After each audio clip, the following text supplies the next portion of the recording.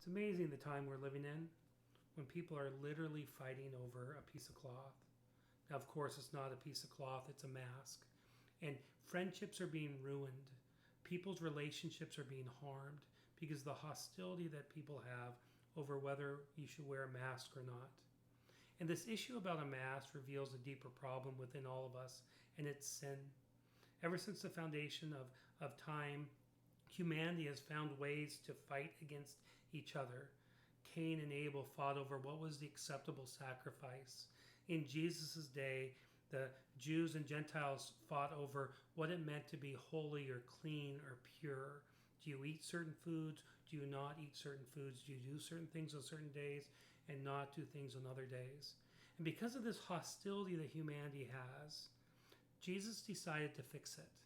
In Ephesians chapter 2, we hear these words, "For Jesus himself is our peace, who has made us both one and has broken down in his flesh the dividing wall of hostility by abolishing the law of commandments expressed in ordinances, that he might create in himself one new person in place of the two, so making peace, and might reconcile us both to God in one body through the cross, thereby killing the hostility."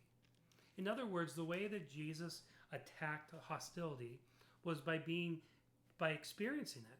He lived among us. He lived as God would live among us, and humanity killed him for it. We poured all of our hostility upon him. But the great news is that in pouring all of our hostility on him, he then forgave it. And more than that, he was willing to unite us with him.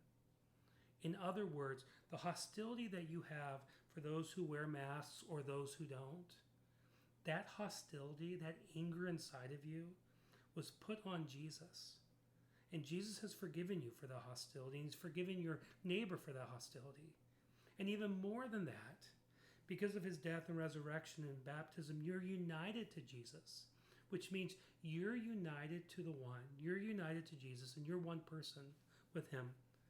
But that means also those who wear masks or don't, they too are united to Jesus, which means you're one. And as a result of that, they've been loved by God, and so have you.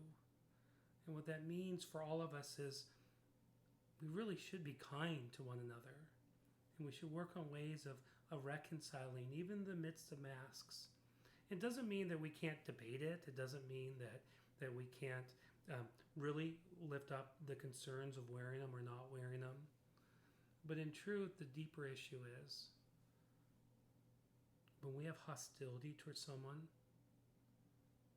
know that that hostility is the antithesis of God. And that hostility is what got Christ killed.